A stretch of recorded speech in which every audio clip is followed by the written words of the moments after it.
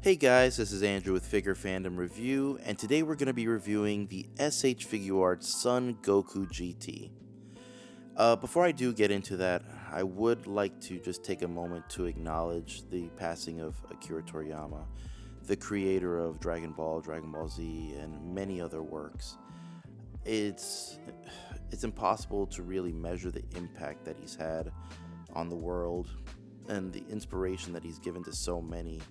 Um, Kishimoto from the creator of Naruto, and Oda, the creator of One Piece, are just some of them to, list. But also in just regular people who are struggling through either mental issues or physical issues, and were able to overcome those issues thanks to his works and finding joy in them and inspiration. I myself just want to thank him for giving me the childhood that was full of just happiness and such an imaginative and awesome world with some of the most interesting and just fun characters that made my childhood really great. So I hope you rest in peace, sir, and thank you. Alright guys, now that we got him off the stand, let's go ahead and take a closer look. So one of the things you'll notice right away is how tiny he is. This is easily the tiniest SH figure art. I think it might even be tinier than Chi-Chi, and that was such a small figure. So yeah, this is wild how small they made him. Don't get me wrong, he still looks good, but man, this is just crazy. This is a very tiny figure. And personally, my issue with this figure primarily is more so in the price of the figure. A figure this size shouldn't cost you any more than like 35, 40 bucks in my opinion. And charge 55 or 54 or whatever, 53.99 is what I paid. It's still really, that's a lot for something so small. Anyways, let's go ahead and we'll take a look at him. So aesthetically, I mean, if you're looking for GT Goku, then look no further. This is it. So the figure looks good. That's not a problem. It's just wild how micro he is. Appears to be minor shading on the front of the pants right here. I don't know if you could see it, but on the front of the pants they have some minor shading right there. There doesn't really appear to be any other shading on any other parts of the figure. Pretty clean paintwork though, all around. So yeah, I mean, the figure looks nice, definitely. So no issues with it. I just do wish that they maybe put a little bit more paint on the gi to make it pop a bit more, because it does look kind of bland. But yeah, outside of that, he does look good. He looks like GT Goku. All right, so let's go ahead and let's get into the articulation. Alright guys, getting into the articulation, we'll start with the head and work our way down. So for head tilt, sorry, we can go that far to that side, and that far to that side. So he has pretty good head tilt, really good actually. He can of course look side to side, no problems there. Looking down is actually very good as well. He can look down pretty well, burying his head in his chest. And of course, looking back is pretty good too. So he can look back a decent range. So not bad. Very good head movement. And I'm not surprised considering how huge his head is. It better be that good.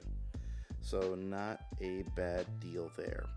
Now for his butterfly joint, he has a very functional butterfly joint. Works really well. You can really get those Kamehameha poses pretty easily. The only downside that you will notice is sometimes if you pull the sleeve down too much, you get a really just wide open gap there. Pretty easily fixed if you just push that back. Not too bad. Still ugly there, but if you like move the arms around, you can hide that. Especially if you're going to be throwing the like a Kamehameha pose, you can definitely get it to look proper and not have any gapping, so not too bad. Sometimes just be warmed up like this one. For me, this sleeve tends to kind of get jammed in there sometimes, so fair warning, that could happen. Now back at the arms, I mean, you do at the arms get really good range. Like, it almost feels like his arm's gonna pop out, but it doesn't. But you get very good range on his arms right there. He doesn't have a double jointed elbow, just a single jointed, but it does give you pretty good range, so not bad. The hands are on a standard ball peg, so not bad. Good movement all the way around. Gives you a little bit of range to kind of get those powering up poses, or if you want to, have him doing like a punch or maneuver the hands in any other kind of like, motion, you do get a decent range out of it. The standard range we're used to for Figuarts. He does not have an upper ab cut, he just has the lower, so he can crunch it down just a little bit, not much. It can kind of go down, it's just not a whole lot of range you're going to get out of that, unfortunately. Can look back though, okay amount. So he can bring his chest up to look all big and bad. You can of course twist very easily. So yeah, very smooth twisting, no issues there, no creaking or squeaking or anything weird like that. So pretty good. Now onto the legs. The legs are really good on this guy. So I don't have the skirt that's meant for that right now, or the gi bottom, but he can kick out, very good. He gets, above 90 on that. To the side as well, he does have very good side kicks. Going to his knee, oops, that does tend to happen. I'm glad that happened on camera, actually. I do notice if you push it too far, though, you do get popping here at this joint, both joints. But yeah, for the most part, though, he does, kick out pretty good. Now, at the knee, you do get I don't know if it's more like it's a single joint knee, sorry. So not, good range, not, the best range we've seen, but it's okay. It's actually manageable and no issues there. His feet, you do get ankle rock right there, and he can bring his feet back in a very good amount, and forward, he gets a very good forward, pivot as well.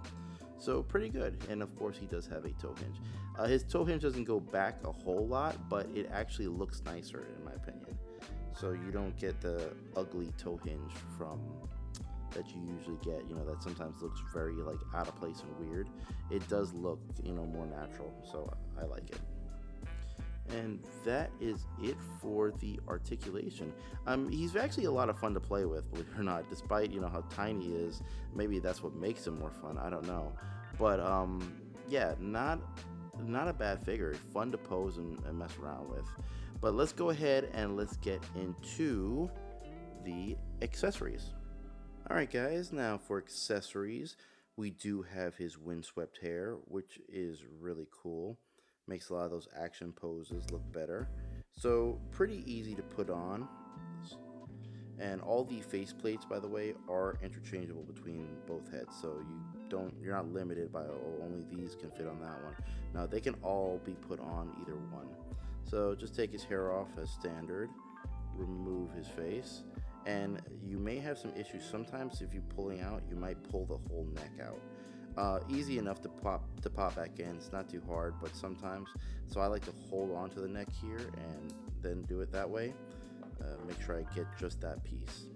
So just take this right here and peg that in.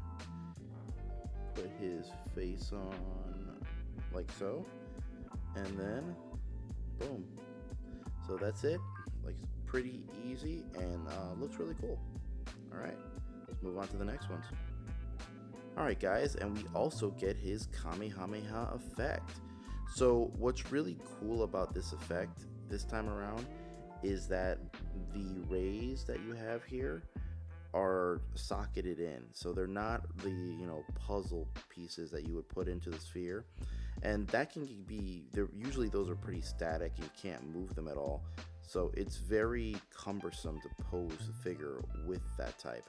This is really cool. So if you're trying to pose a figure with the blast effect, and a part of these rays is kind of bumping into something, you could just move them out the way. So really cool. They do come with a pair of hands that can connect into the, if I can take this off right now, bottom of the effect piece, but only one hand is needed for that. So they do have a pair of matching hands to this that don't have the peg, and you would just use that for the opposite hand to, caress the, blast. And yeah, pretty cool. I like this blast a lot. I hope they continue this design with the next ones that come out, because it just makes it a lot easier to pose with. So really good. Alright guys, for faceplates we have a shouting face. He comes with an angry teeth gritted face. We also get a stern neutral face. For hands, we get 2 pairs of open blast hands. We get 2 pairs of martial artist hands, and the pinky and ring finger are completely shut. We get another 2 pair of martial artist hands. This time the pinky and ring finger are slightly open. We do get a pair of Kamehameha hands. These are the hands that don't have the pegs, so you would only use one of these with like the other one, and so on. And then we have 1 pair of Kamehameha hands, with the peg to peg into the effect piece. He also does come with an additional gi bottom. So this bottom is a bit more flared out, and that way when he's doing poses where you're having like spreading his legs apart to like either do kicks or to just kind of go into a lower stance or whatnot, it looks more natural with this one. Just be careful though, because the belt knot right there, it's pegged in very shallow and it can pop out, and then it's just a pain to get back in. All right, and that's all we have for accessories.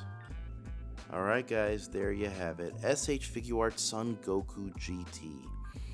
I really do like this figure. It's just there is one major issue I have. Firstly, I'll just go over the pros. Again, really fun figure to articulate and play around with and pose. Balances very well for a small figure. Usually with the small feet, they just topple over all the time, especially with that big old head of his. But he's really easy to stand in crazy poses you wouldn't think you could get. So that's a lot of fun. The accessory sets that you get, like the faceplates, are really good. The windswept hair is pretty awesome. Blast effect piece. The lower gi I don't think was necessary. They could have given us another accessory, which I will mention now. So on the cons, the price is the biggest thing. $55 for a little guy like this is pretty pricey. They could have done 40, maybe 45, but it's just a lot of money to spend on such a tiny figure. I don't see why they had to charge us that much. So that's my biggest issue. And secondly, I would have loved to have had a tail for him. I know he doesn't have a tail the entire time in GT. However, they could have given us one, and you can always just remove the tail. But they didn't think to add that, which is which is a miss, in my opinion. So for me, I'm going to give this figure a 7 out of 10. I feel that's about accurate with how I feel. The biggest thing that holds this figure back really is the price. So Tamashii needs to do better. I think that was a little money grubbing, when they were doing that. So if you are new to my channel, I do upload weekly. I do encourage everybody to, comment, give your opinion. I just ask that you just be respectful. If it differs from mine, that's okay. If it's the same, great. If there's any other figures that, are newer, or anything that you, maybe even older, that you would like me to review, just put it in the comments. I'll see if I can get around to that for you. But as always, please be safe and keep collecting. I'll see you guys later.